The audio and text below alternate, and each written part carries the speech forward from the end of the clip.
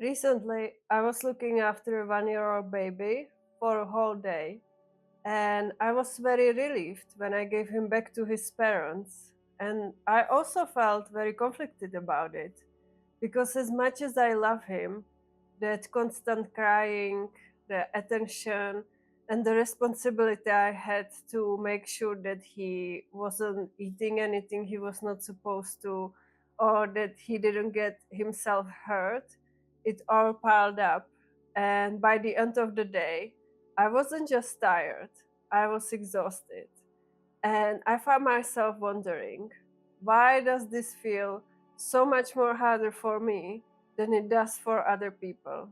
I often feel like the everyday situations that seem to be normal or enjoyable to others can completely overwhelm me. And I've heard way too many times that I was a crybaby or that I overthink everything way too much. And it took me a really long time to understand why, until I learned that there was nothing wrong with me, that I'm just what's called highly sensitive person or HSP. For me, being highly sensitive person means that my nervous system is designed to pick up on all those subtleties in my environment that other people might miss. And I also have very strong response, not just to external, but also to internal stimuli. One of the biggest misconceptions about being highly sensitive is that we are way too emotional or we are too sensitive to handle life. And many people see it as a weakness. And I have definitely have experience with people who just thought that I wasn't able to deal with life or just survive on this planet. But it's actually very far away from truth because sensitivity can be weakness in some situations, but it's also sign of depth and awareness. Now, there are a few types of highly sensitive people, and I can definitely relate to all of them. The first one are super sensors, people who are sensitive to noise, smell, bright lights, and textures like the clothes they wear and how it feels on their skin. And I can definitely see this playing out in very highly stimulating environments, like when I went to downtown New York. I love New York, but I would not be able to live there because I feel like that if I had to deal with that city on daily basis and with all that external stimuli, I think I would just go crazy really quickly. When I was younger, I wanted to live in the city because I was born in the village and the city seemed like very exciting place. But as I'm getting older and I'm getting to know myself better, I find that living in the countryside is so much better for me and my mental health. I've been living on the farm in the countryside for about a year now, and I really like that peace and the quiet and just that sense of that slow life that I created here. I've been really blessed to find place where I can just go for walks and I can just relax and meditate with nature, which I find is very soothing for highly sensitive people. So I would strongly suggest, if there is any place that gives you that sense of peace, then just go there as much as you can. And especially when you feel like that life is getting too much and you need to recharge. The second type of highly sensitive people are the super feelers, the people who have this intense response to any emotional stimuli. And to me, it means that when I walk into the room, I can immediately sense the vibes and the energy there. And if there is some tension going on, then I get this very negative and uncomfortable feeling in my body. In my last job, working in healthcare, I had this coworker that made my time at the job much more difficult. And it was because I could always sense her negative energy towards me, even without anything being spoken. So I just couldn't work with her because every time I got close to her, I felt very stressed. And I have had this situation with many other people. There are people who can trigger something in me, usually like some unhealed wounds, and I just cannot be in their presence. When it comes to being highly sensitive person and having that emotional sensitivity, it's very important to set boundaries, but not just with other people, with yourself as well. So what it means to me is that if there is a party I don't want to go to, then I just don't go. And I don't need to apologize for it because I want to protect my energy. And if I don't have enough energy for myself, then how can I give it and share it with other people? I decided to avoid people who tend to trigger me and who don't make me feel good. HSPs can be very easy target for toxic people because we react so strongly to situations. And I know it's not always easy to avoid people. What if that person you are trying to avoid is your family member?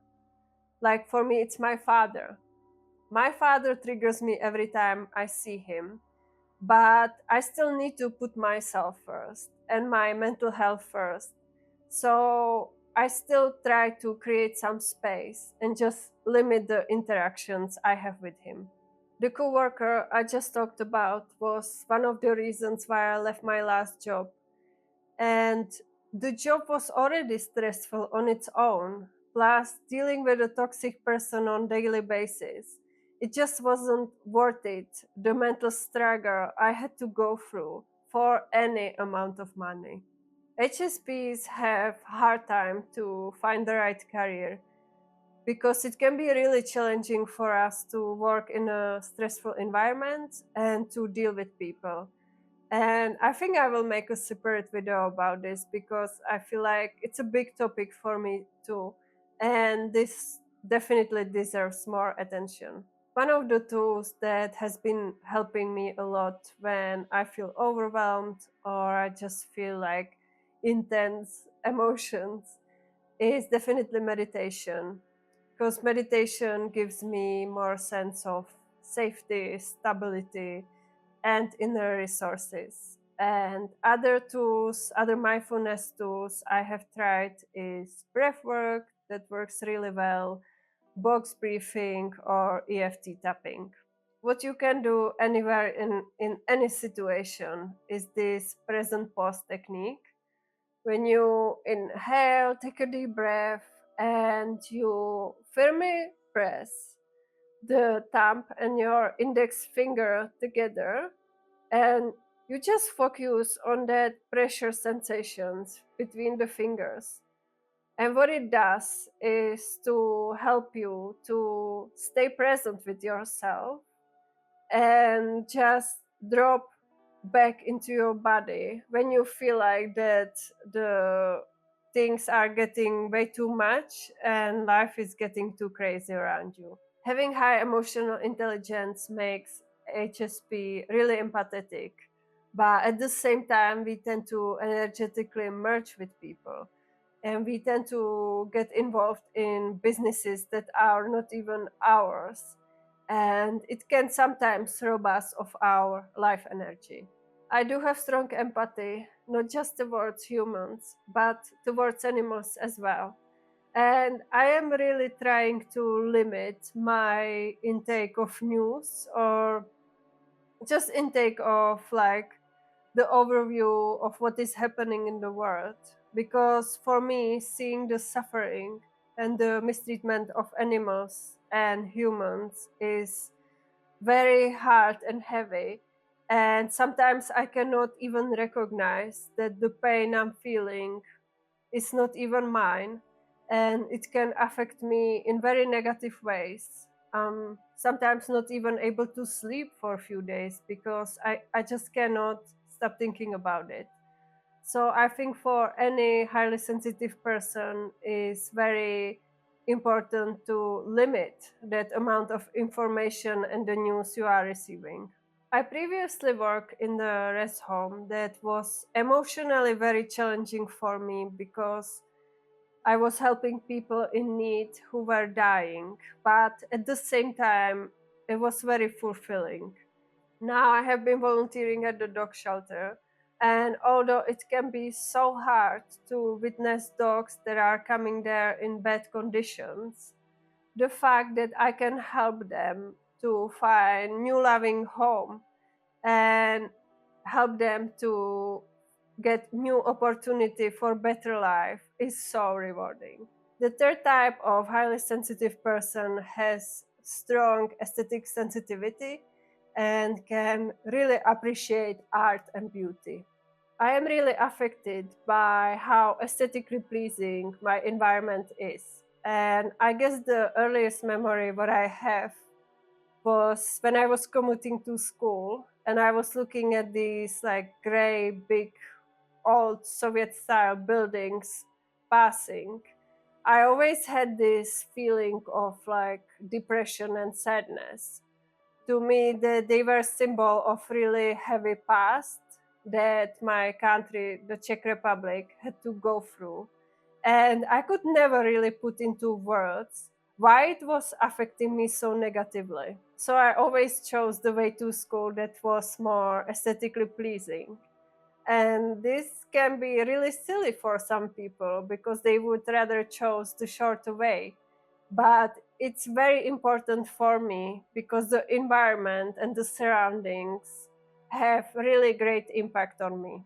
I'm not artist myself and I don't know much about art, but I can definitely appreciate art and I love music. Music is really important and big part of my life because it can affect my mood and it can brings up so many emotions in me, and it can make me feel very euphoric at times.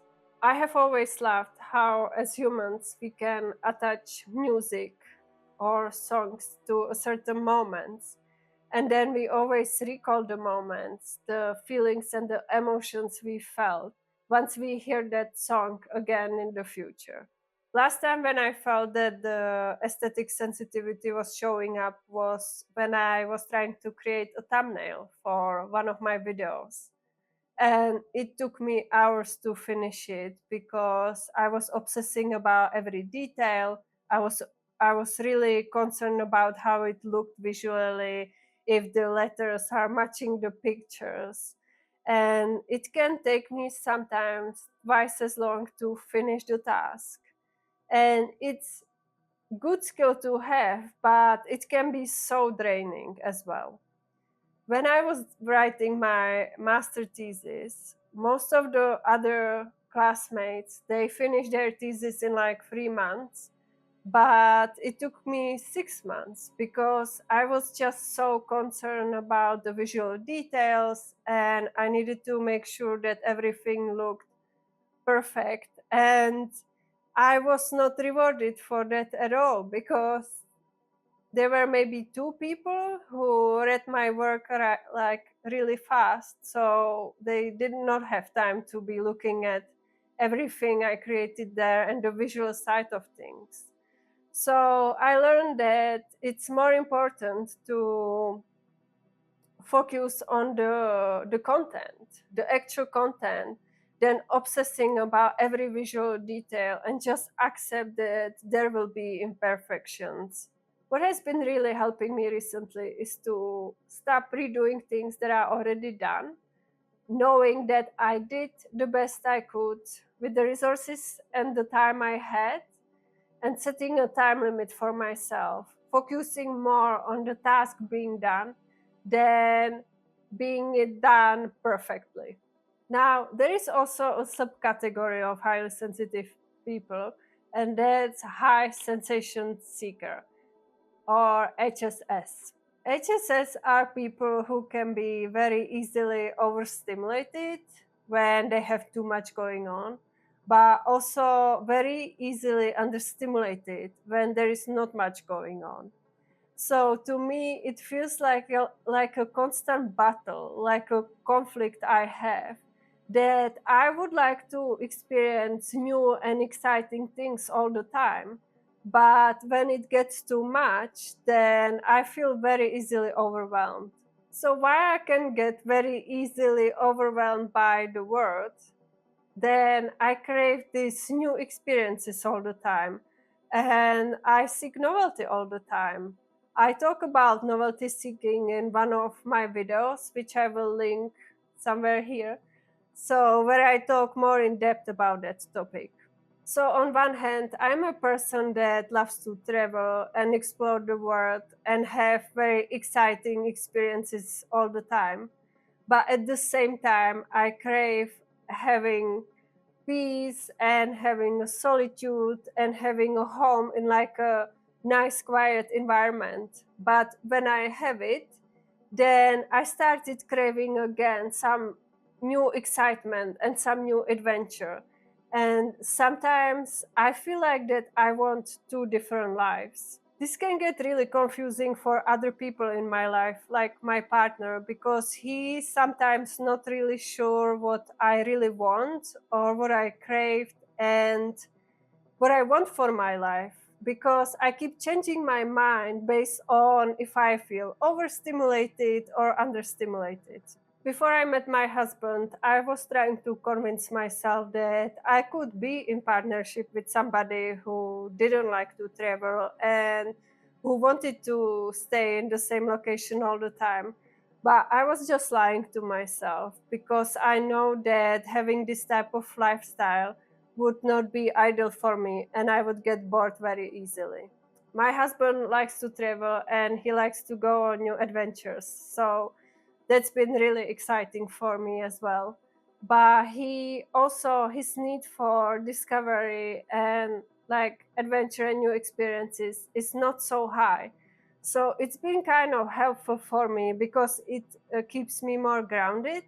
I try to satisfy the need to feel more alive by being involved in activities that allow me to get some stimulation when I need it and to give me more peace when I feel overstimulated. So, volunteering has been really helpful, setting up my own flexible dog sitting business, starting this YouTube channel as well, or trying new cafes, new restaurants, or planning new exciting vacation has been keeping me satisfied for that need of having more stimulation. I found activities like hiking in the mountains the best of both worlds because while I can recharge and I'm in the quiet environment of the beautiful nature, I can appreciate and admire the beauty of the mountains. And also, when I feel like I need a new stimuli, being in the mountains and trekking gives me a sense of adventure and excitement. Being both highly sensitive person and high sensation seeker is, in my opinion, both gift and a curse and strength and a weakness at the same time. But researching more about this concept and learning more about this topic made me accept myself more.